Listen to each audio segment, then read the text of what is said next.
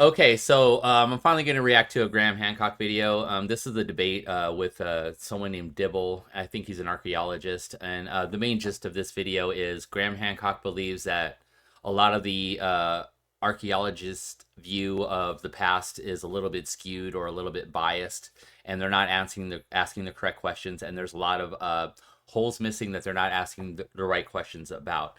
And Dibble is basically a mainstream archaeologist who believes, the story that's been given to him, and is kind of with all his other colleagues in this field. So that's the debate. We're gonna get into this, and you guys let me know how you think, what you think about it, and let's go. You are associating me with this, and you are attempting to get me No, I'm asking cancelled you to effectively. distance yourself from that. Is actually what I'm trying to do. But that's not what you're doing. I do not You see don't this as think propaganda. that? Look at the way it's phrased on your article. This sort of race science is outdated and long since debunked, especially given the strong links between Atlantis and Aryans proposed by several Nazi archaeologists. That's like a part of the headline. You want me to show you some tweets I've got? Okay, so that headline sounds very, very hateful. So the big, rub in all this is Graham Hancock believes there's a lot of history and an ancient civilization possibly that we are not taking in account for. And Mr. Dibble believes that history, evolved the way that we've all been taught in school. And Graham Hancock is the type of person that asks a lot of these questions. And of course, Joe Rogan is, he's had Graham Hancock on here for quite a while. And he likes to do controversial things and stuff like that. I tend to lean a little bit more towards what Graham Hancock is talking about. But then again, I don't believe everybody's story about anything usually. So I'm very skeptical about a lot of things. But let's continue and see what they're talking about. Gotten from people that are fans of Graham Hancock No. Listen, stop. Don't do that. They're not connected to him. They're just humans. There's a lot of crazy people in the world. This is you. This was the debate that we needed but didn't deserve. Here we have two opposing forces coming together on the Joe Rogan Experience to settle once and for all the mysteries that have confused some of the smartest people in the world for centuries. Yeah, this might take a while, so let me explain. In the blue corner, we have Flint Dibble. Yep, that's actually his real name. He represents the establishment archaeology discipline. Yeah, hi, my name is Flint, and I'm an archaeologist. I've done archaeology my whole life. My dad was an archaeologist, and I'm just very passionate about sharing archaeology and what we do. I find in general that people don't really understand what modern archaeology is about.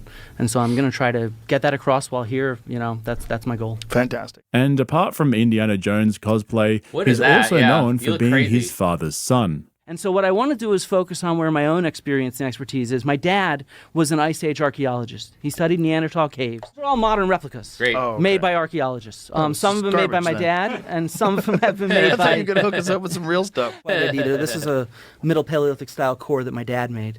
But the earliest stone tools are quite large. Tell me how much of the Sahara you think has actually been excavated, Flint, by archaeologists. I'd say a bunch of it has been surveyed, including by my dad. I just want to dedicate this quick thing to my dad. He was an Ice Age archaeologist. Oh boy. The sites underwater, they all date to the end of the Ice Age. And so they're lithic scatters, just like my dad found in the... Listen, I think they've been trying for a while to get someone who would openly debate Graham Hancock on some of the stuff he says. And the problem with that is, like, first of all, Joe Rogan's all in on what Graham Hancock is talking about. And second of all, he's very studious and he's not really saying anything solid. He answers a lot of questions. So it's really hard to debate. And Graham Hancock is a very smart guy. He's asking the right questions and he's asking it in the right way. But it makes a lot of archaeologists hot because they feel like he's debunking a lot of the things that they've already proven. And it's not really that. It's more like adding to the story or continuing the story is what he's really trying to do, in my opinion.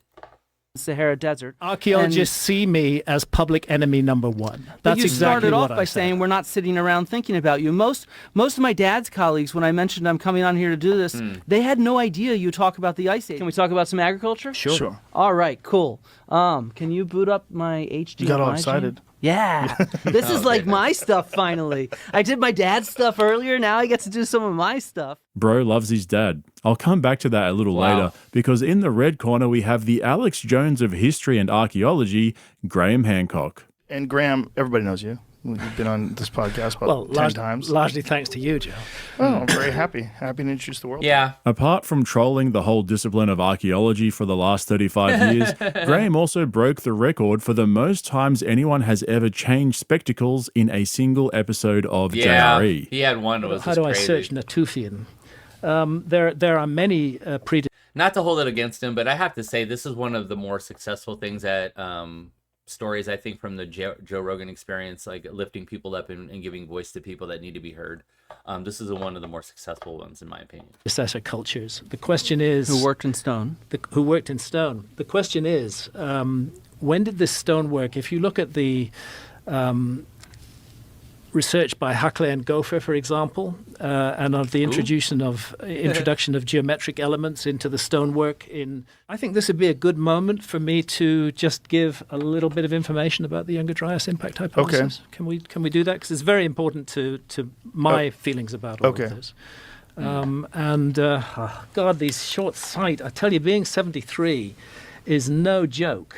And we all know who Joe Rogan is. Just the fact, I mean, I know we're in the middle of this crazy debate, but just the wonder of nature itself, the complexity involved in these natural life forms adapting to their environment is so fascinating. Oh, goodness. Okay, now that we've got all of that out of the way, let's What? get serious for a moment. I don't What think are we so. doing here, B? No one believed skip these this. knives were as useful as they are badass looking, but now everyone wants one. Here we have two opposing forces. Flint Dibble, and yes, that's actually his real name, he represents mainstream archaeology academia. He's what's known as a classical archaeologist because he focuses on ancient Greece, more specifically in the area of food and agriculture. He studies mostly food trash in the form of animal bones, and he has bachelor's and master's degrees as well as a PhD.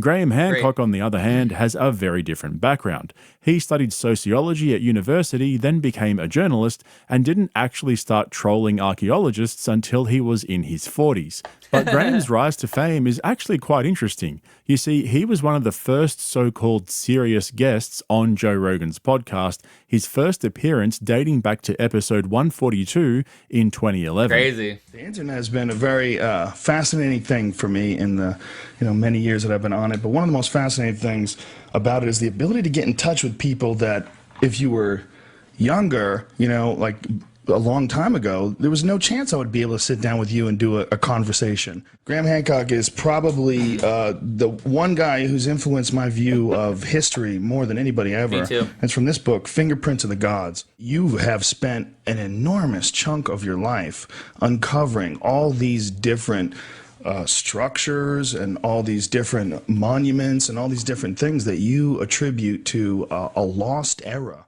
Since then, Hancock's appeared on JRE over a dozen times and they've become close friends. Rogan even appeared in Hancock's 2022 Netflix series titled Ancient Apocalypse in an effort to support his work.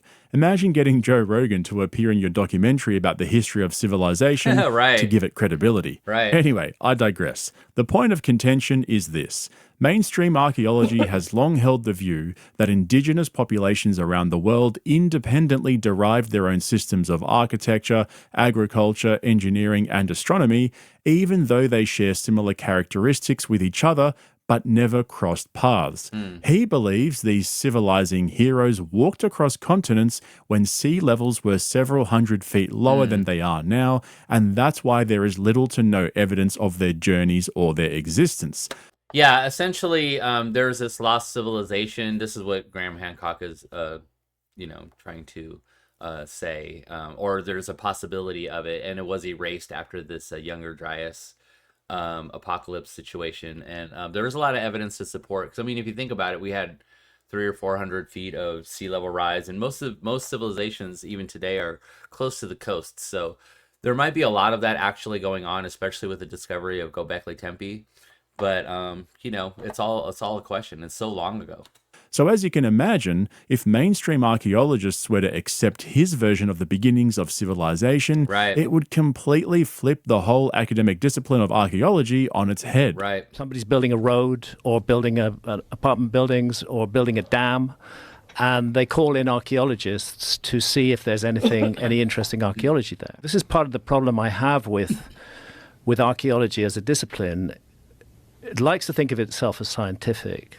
But what I think it's primarily doing, and it is weird, is trying to control the narrative about the past. Because archaeology is so desperate to be seen as a science, it tries as hard as possible to distance itself from any ideas that might be seen as woo-woo, you know, anything out on the edge. Yeah, because they totally disregard all the stories and myth that come from all of these cultures, and they just think it's just some kind of religious tale, or, you know, maybe they're not religious themselves, so they think of it along the lines of a Bible and just a good story or something like that, or maybe just even less than the Bible. As far as but a lot of these stories, I mean, they're passed on for a reason, and they have like some factual basis. I mean, it's really weird that all of these cultures have this flood myth.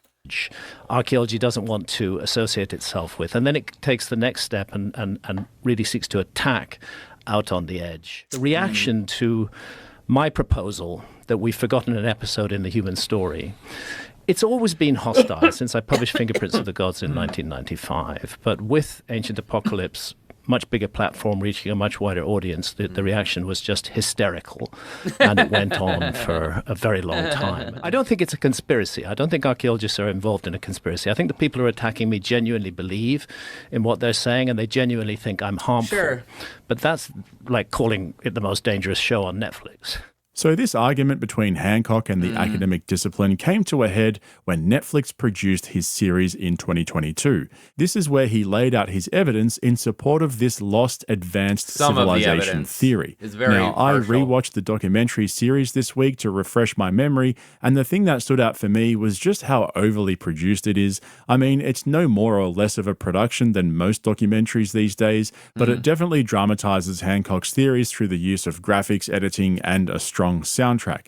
He'll make vast sweeping statements after making an innocuous observation by saying something like, "It's not just possible that a foreigner taught them their ways, it's likely." For me, I'd rather read a book on the topic or watch a podcast without all the dramatizations and sensationalism, but it did very well on Netflix. It stayed in the top 10 for weeks, obviously reaching a large audience. And that's what bothered archaeologists so much. They didn't like that he was getting so much mainstream attention for his... Because the thing is, like, he has a way of posing a question to where he's not really saying for sure this is what happened, but he's just leaning into it in a way to where I think it just pisses off a lot of archaeologists, and they feel like he's misleading a lot of people about our history. His unproven theories, so they wrote a letter to Netflix asking them to reclassify his series from a documentary to science fiction. The Society of American They did Archaeology, they're saying that I am bold and extreme. That's freaking hilarious, dude. What are you guys doing, dude? Just leave it alone. What are you guys doing? There's a documentary about dumb shit all the time. You know what I mean? Oh my gosh. Voices that misrepresent archaeological knowledge in order to spread false historical narratives that are overtly misogynistic, chauvinistic, racist, and anti-Semitic. I mean, you apply those labels to somebody and you're going to get that person hated. Yeah, I did not write that. No, your co-author, John Hoops, wrote it. We urge Netflix to add disclaimers that the content is unfounded. They want it to be called science fiction. In other words, that's a very clever way of cancelling me. Flint, you're so much more of a celebrity than me. Here's Flint. Netflix, correct. I'm sorry that I am, Flint. That's not really my problem. But one thing that Hancock can't deny is that not only was his Netflix series mostly just a bunch of unproven, half-baked theories, he really did use every opportunity to take shots at the archaeology discipline. Instead of opening the very first episode with an introduction to his theories, it was basically a compilation of how controversial he is as a public figure, using excerpts from his appearances on JRE, newspaper clippings, and media grabs, all designed to make him out to be the victim of an establishment conspiracy to silence him. Well, I mean, in his defense, and it is true, he kind of started out kind of attacked and kind of defending his position in the world. But on the other hand, like, they really have like kind of attacked him and called him, you know, try to make him out to be some kind of idiot that doesn't know what he's talking about. So I think what he's trying to do is get people to understand that he's been doing this for a really long time. A lot of people have come after him about it, and he's still here. I think that's what he was trying to establish, even though it sounded a bit aggressive. You say that you're number one enemy of archaeology and things like that. You are promoting people to dislike what we do. We are doing our jobs. No, you started off Ancient Apocalypse by calling us patronizing and arrogant. Archaeologists see me as public enemy number one. That's exactly what I said. You started off by saying we're not sitting around thinking about you. But the flip side is these archaeologists haven't held back in their criticism of Hancock. They've accused him of some of the worst labels you can attach to a public figure. Pseudo-archaeology, as Dibble calls it, acts to reinforce white supremacist ideas. Flint Dibble interview, Ancient Apocalypse, Graham Hancock, and conspiracy theories. I mean, what the fuck is the conspiracy theory? That archaeologists are conspiring against me, which I've never said or ever suggested. You claim we're trying to hide the evidence, just like with Clovis First. We shut down alternative narratives. That's a conspiracy theory. Hang on, tell me where I've claimed that you hide the evidence. And then came the claims of a widespread conspiracy. He won't say it in those words, but Hancock definitely believes he is the victim of an orchestrated effort to have him cancelled. You have claimed many times that we try to shut down alternative narratives, that we try to silence them. That suggests there's an archaeological conspiracy where we're all working together to have one narrative. No, it suggests that there's a strongly held point of view. I think it speaks to the dogma in all sciences, really. People are weird to freaking discredit their heroes. That's really what it's about. There's a paradigm, and that those who go against the paradigm are likely to be attacked. All of them still had successful careers for many decades. But Jacques Cinq-Mars excavated many other sites. Right, but are you denying that he was attacked for the very thing that you're saying archaeologists don't do? No, but I'm denying there's a coordinated attack. The problem for Flint Dibble, and yes, that's actually his real name, is that Hancock has the benefit of Rogan's massive reach, which over the years has mobilized vicious attacks against Dr. Dibble on social media. So this isn't just a battle of ideas, it's also a battle of two opposing forces for influence over archaeological narratives. So what is this right here? It says to Graham, Jimmy, and others, we see you and will share with the world just how you try to bully and censor us. What? Who's trying to censor you?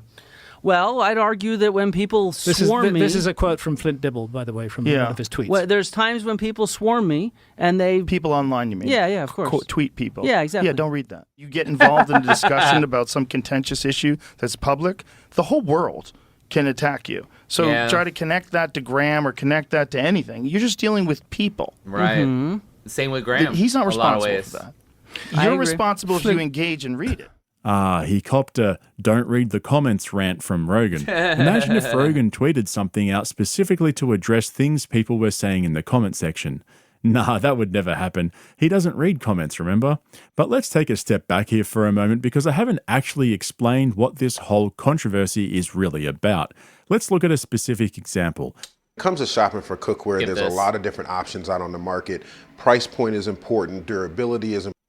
Around 1519, the Spanish Empire conquered the Aztec Empire, which is known today as modern Mexico. Mainstream archaeology believes that the indigenous Mexicans, who were hunter-gatherers, had developed their own system of architecture, agriculture, engineering, and astronomy before the Spanish came along. However, Hancock believes that the indigenous Mexicans were visited by the survivors of the cataclysm that wiped out the advanced civilization he believes existed 12 to 14,000 years ago. I mean, Flint, what do you make of these figures? What sort of ethnic group would you think they belong to? I don't identify ethnic groups like that, man. Like, it's a stone carving. That's not how we identify ethnic groups. No, I'm not actually interested. So do you see beards on these figures? Yeah, and people all over the world on every continent have beards from different ethnic groups. It's just curious that amongst the Olmecs we have this, and we have this, and we have this. And I'm just intrigued by that. I don't know. That people look different. Yes. I don't know what it means exactly. So Hancock's theory is that because there is evidence of these same bearded people across different indigenous hunter-gatherer groups, he believes that all of these indigenous cultures were visited by the survivors of the same lost civilization, who have often been depicted as being light-skinned or white saviors. So what the archaeologists were doing there, they were going back to Fingerprints of the Gods that I wrote in 1995. Listen, I think he's just trying to interpret the myth that is there and then trying to make connections between, because I mean, a lot of the architecture and structures that are a lot of it is really unexplainable, like how they did it, if they were truly cavemen trying to do these things. But also, like, why are a lot of the structures very similar looking, and a lot of the stuff that they do, if they weren't connected at all, if they didn't have any communication? It's really weird. And then if you go into things like mummies having traces of cocaine and cocaine only growing in South America, you would just wonder, like, what is that? You know what I mean? So anyway. In which I reported indigenous traditions about the appearance of bearded foreigners bringing knowledge after a cataclysm to the shattered survivors of that cataclysm. And in some cases, in those traditions, those knowledge bringers are described as white-skinned, because archaeology has since taken the view that all of those stories were made up by the Spanish. And that seems to me completely ridiculous. Both in Mexico and in Peru and Bolivia, we have traditions. We have them, Viracocha, we have Quetzalcoatl, we have Bochica. I think it's racist of archaeology to imagine that the magic powers of the Spaniards could impose a myth upon indigenous peoples all over the Americas, that they'd just be so stupid that they would fall for this story told by the Spaniards. Of course, these are indigenous myths and traditions. Right. And I was reporting them in that book, and I stand by them. Hopefully, if you're unfamiliar with this debate and this is all new to you, you can start to appreciate why there's so much resistance to Hancock's ideas here. The implication is that indigenous cultures around the world were saved and shaped by a surviving white or light-skinned advanced culture that lived on to spread their knowledge and wisdom across the... I don't think he's claiming that. I think that that's how the myths are interpreted. I think the biggest thing that he's trying to say is that there was this passage of knowledge from an older culture to a newer culture, and it wasn't necessarily a linear climb for us as a civilization. It wasn't like we started as cavemen and went like this. What he's trying to say is, like, we started as basic, and then we went up and down, and there might have been a couple ups and downs depending on cataclysms and those kinds of things. I think that's what he's trying to say. World. And I see this as actually an example of the problems here, because you cite Spanish colonial literature about, say, a white Quetzalcoatl coming. You talk about this as different kinds of people. Yes, you do. You've got to get correct on this. Are you saying that the whole story of the bearded, pale-skinned Quetzalcoatl was a Spanish invention? Yes, I am. I can show you a depiction of Quetzalcoatl from the pre-Spanish period. I can show you depictions. Here we go. This is Quetzalcoatl on the Borgia Codex. This is from before any Europeans arrived in the New World. Yeah. This is on a hide.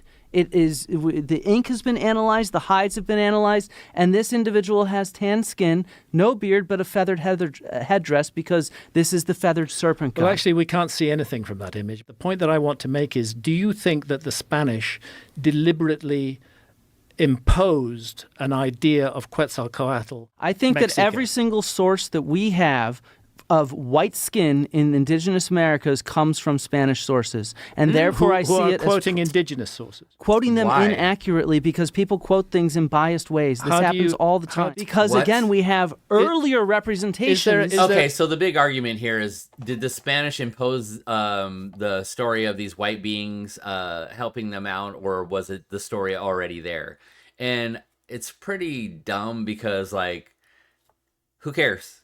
Who cares? I mean, if the Spanish impose a story on them, I mean, I assume that what Graham Hancock's position is like those stories were there, and whatever the depictions of their pale skin or whatever. But I don't understand why the Spanish should be so hip to say that it was someone of a lighter color, because they're not lighter skinned either. So this is weird. Of these individuals that show they don't have white skin. This is the document, Graham. Do you regard the peoples of Mexico, this is weird, the peoples of Colombia, the peoples of Bolivia as so stupid that they would simply accept an imposition upon them by the Spaniards? So, no, I think that interpreting these kind of sources is difficult. Okay, so this is the essence of the debate, and it provides a prime example of how Hancock developed his theories. Flint Dibble, and yes, that's actually his real name, is saying that archaeologists believe that these depictions of a bearded white foreigner are simply myths and legends carried over by the Spanish during the conquest of the Aztec Empire way back in the early 16th century. Graham Hancock is saying that they're not just legends, they're not just myths, they're actual depictions of real foreigners who visited and helped to develop the indigenous cultures. Dr. Dibble pushes back and says, well, why did they appear only at that time, shortly after the invasion? To which Hancock defends by pointing out that they're depictions of bearded foreigners with the indigenous people, therefore occurring before the Spanish invaded. It makes sense to me that if a group of people were conquered by white people who showed up on boats and dominated the society, that they would have a great influence on a lot of the myths and cultures. And not only that, but that they would heavily discourage deviation from the changes that they've made to those myths.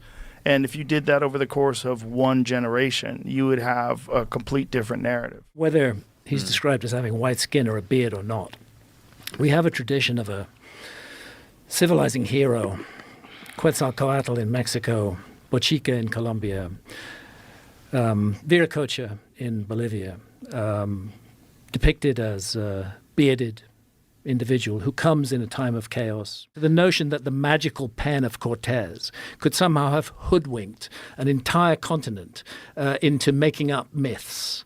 And I just don't think that's credible at all. I don't understand what your video is telling us either. My video is trying to explain the complexity of difficulty of interpreting Spanish sources. So you can see just how contentious these myths and legends can be. Hancock saying that it can't be simply a coincidence that there are similar depictions of these bearded civilizing figures across the continent, therefore they must be depictions of real people. But then the counter-argument is that it's far too difficult to interpret these depictions with any degree of certainty. Yeah, I mean, it's still just myth and, you know, what you happen to find. I'm sure there's a lot of stuff that we haven't found that might change the story completely. So this is all about what we know so far. I don't understand why this is so hotly debated. Can I pause you for a second, though? We know that once indigenous people are colonized, that they try to at least alter their beliefs and if not indoctrinate them into whatever beliefs they have. And we have recent evidence for that in North America with how Native Americans were treated when they were put on reservations and brought into school systems and forced Christianity. Yeah, they're all Christian and told now. that they couldn't use their language. Or at least most of them. of It makes sense to me that that would be something that would also would have been done by the Spaniards that entered Mexico. Yeah. I'm not persuaded by that in this case. The myth is too widespread, and that constant reference to a bearded figure is very odd. And as a civilization bringer in a time of chaos, in a time of disaster after a great cataclysm, I don't think that the indigenous peoples of the Americas were so easily hoodwinked by the Spaniards. I don't think it's hoodwinked. I think it's conquered. Also, that you must take into consideration, I would imagine that a lot of these people can't read. And that they're actually probably not only being conquered by the Spaniards, but they're also being imposed upon with their language, which we know. Is this just about the whole white supremacy thing and that a white man's coming into what I mean, honestly, I really don't care about this particular point of the debate. I really just want to see an archaeologist try to tell Graham Hancock that the dating they found in some of these sites, or if they want to argue on some of the ancient precision that you can't really explain. Those are the kind of things, but right here, I really don't care about this. Know to be fact, which is why Mexicans speak Spanish. Some of these traditions were recorded by Bernardino de Sahagún within 20 years of the conquest. Within 20 years after the conquest, After though? the conquest, Right, but man, you could do a lot in 20 years. Yeah.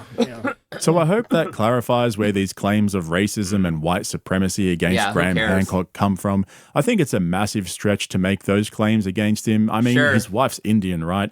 And for me personally, it does come across as mudslinging from a desperate group of academics to hold on to the integrity of their discipline by refusing to acknowledge even the slightest bit of truth in Hancock's theories, which, like many contrarians, can be right from time to time, sometimes very right. Yeah. A lot of his stuff is really interesting. Get Max for $2.99 a month for 6 months. If you dig into some of Graham Hancock's stuff, not just the stuff on Ancient Apocalypse, it kind of scratches the surface in a lot of ways, but if you dig into some of his stuff and really think about what he's trying to say, it's extremely interesting. There's not an attack? No, of course not. Was there more than one person? I have no idea. This was before I was even How a many scholar. I was a architects were kid. involved in this? Oh, a very large number. The Clovis First Lobby, the Clovis Police, as they used to be called by So other it's not, archaeologists. it wasn't Well, one think person. about how many people actually study the Clovis period. That is a tiny period in one area of the world. Most American It's archaeologists fundamental to study the much issue of later the- periods. It's pretty It's fundamental fundamental. to the issue of the peopling of the Americas. Yeah. But it's direct. It's And also that- direct evidence of a group of archaeologists going after this one guy for saying something that turned out to be correct. It's evidence of an academic argument, which happens, yes. They wouldn't listen to his evidence, and he turned out to be correct. What do you mean? He kept excavating that site. He invited people down there and convinced But them that hold he on. was right. If they didn't listen to him and they didn't take the data and they did dismiss him, and publicly, they still did all those things that you're trying to obfuscate. I'm not trying to obfuscate anything. That's not fair at all. He invited down a series of Clovis First people, and he convinced them at Monteverde. He showed them the evidence, and what resulted from that conversation was that entire group changing their mind on stuff. It was I'm not saying there were not a few bad actors. There's assholes everywhere. But what I am trying to say is that it's not some sort of conspiracy of everybody in archaeology against Dillahay. But nobody's- Against I could see like an archaeologist like talking shit, and then like a bunch of colleagues of theirs just jumping in the water while it's warm. That happens. Whether it's conspiracy, I don't know, but I could see little groups of these people getting together and talking shit for sure. Said Graham everybody. against Nobody said whatever. everybody. And nobody's saying conspiracy. And this goes to the whole idea of big archaeology, similar to big pharma, big tech, or even the military-industrial complex or the Washington Consensus. It's when an institution or a group of institutions develop a particular set of narratives that they need to be true and See? widely accepted so as to preserve their own existence. Flint, do you believe that there's such a thing? You know, we've all heard the word big pharma. Do you think there's such a thing as big archaeology? No. Oh, how odd. Because here you are, Flint Dibble. This is 2023. It's scare quotes. It's sarcasm. The reality is we live in a period where we're seeing an increased distrust of scholars and scientists. Yes. As an archaeologist, I think we have to respond by engaging with the public, and we do. In many ways, the reach of big archaeology is way beyond that of Graham Hancock. You've just told me you don't believe in the big archaeology, but right here you said there is a big... That's pretty damning. And it's true. Of course, there's more mainstream archaeologists and people that are willing to refute what they're talking about. And it's pretty, I don't know. It's pretty tough to really go against, if, 1 on 1,000, 1 on 100,000 people. I mean, it's pretty tough. But that's why, like, you have somebody this kind of weird on here, the only one that's willing to step forward on this platform and actually, debate this. Big archaeology. That's in quotes for sarcasm. Oh, sorry, you lost me there. Because you're saying so you don't think that the millions of school children and the teaching that the teaching of archaeology, what archaeology teaches us about the past, forms the basis of the education system about the past. Not people sure. like me, people like you. Now you like to present yourself as this small lone voice, but frankly, by comparison with big archaeology, as you call it in your so-called scare quotes, by comparison. Yeah, he's got that whole, narrative behind him. So he thinks that, he's got all the ammunition he needs to say what he has to say. With that, my outreach is very small, even on Netflix. Graham, I was hoping we'd have a respectful conversation here. Yes, I was hoping that you would not disrespect me in the way that you've done. I came here to by present actual associating- evidence, and I've done that. If there's any conspiracy here, who's it against? Let's move on. Next one, Flint. Are you having fun? The ball's in your court. The ball's in my court. Yeah, go ahead. Say something. Say something interesting. Say something new. Say something interesting Well, and new. this is Like, not I came productive here way to have a communicate. respectful Yeah. conversation. I want to be very clear about this, Graham. I have only met you for the first time today, so I do not know how you are as a person or how you treat other people. And so, to be honest, I think that you've just tried to go and smear me back for what you see as a smear on yourself. Fair enough. That's okay. I'm just presenting facts. Yeah. What you actually said. I'm presenting. He is trying so hard to keep these headphones on and that hat on. You just look weird, dude. You look really freaking weird, and it's really hurting your argument. Facts as well from archaeology.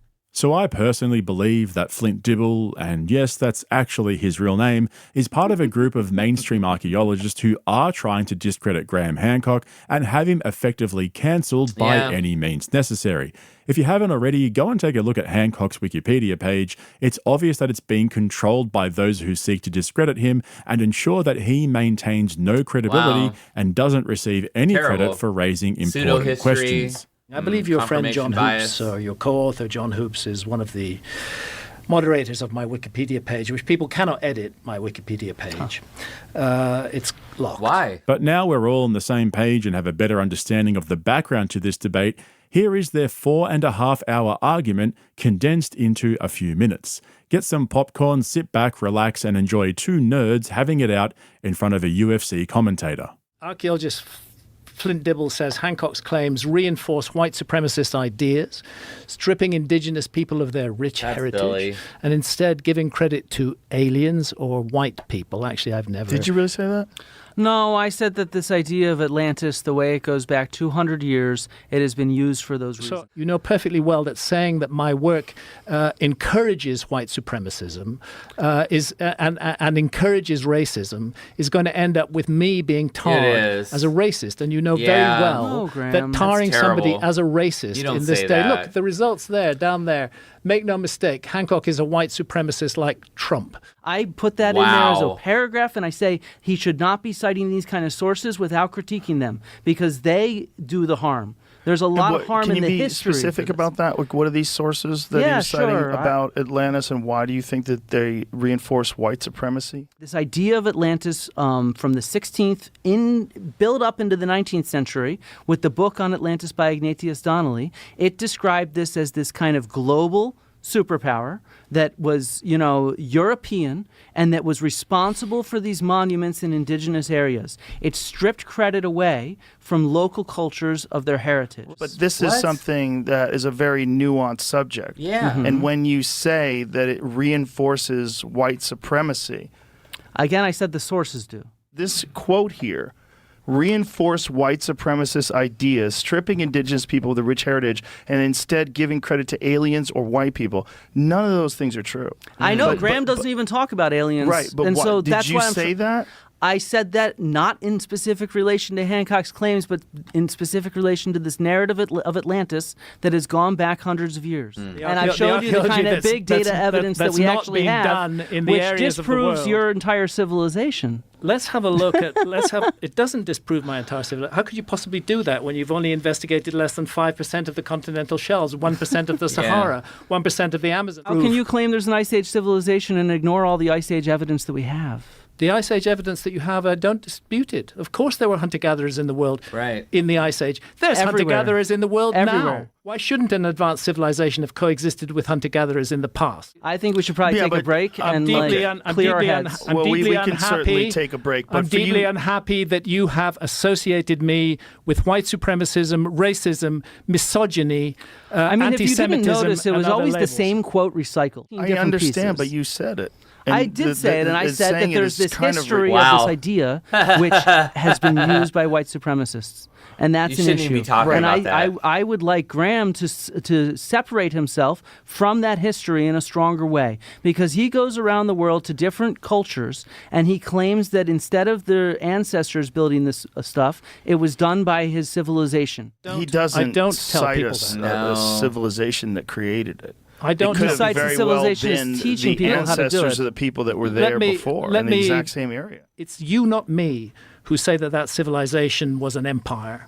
It's you, not me, who say that that civilization, had temples and was highly advanced in every point. I don't say that. I don't say that. I'm looking at, in my view, what we're looking at is a civilization like all others that emerged out of shamanism, that developed a highly advanced knowledge of astronomy, that was able to explore and map the world. And I'm saying that at the end of the Ice Age, that civilization was largely destroyed, that a very small number of survivors settled amongst hunter-gatherers hunter-gatherers as we would today. I've made this point before, but if there was a cataclysm on our planet today, people from our so-called advanced technological civilization would not survive it because we are spoilt children of the world.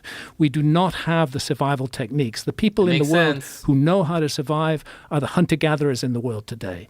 And if I were... There are tribes in South America that have not been contacted by humans. So... a survivor of this civilization, I would head for hunter-gatherers, and I would try and make my home amongst them so that I could have some hope of surviving. And that's all that I'm suggesting. I suggest we take a little bathroom break, clear our heads, relax, come back, and let's discuss some of the ancient construction. Now, I just want to make a couple of comments before I sign off. That's really where the rubber hits the road for me, is the ancient construction, the inability to explain some of the techniques and how they did some of the things that they did back in the day.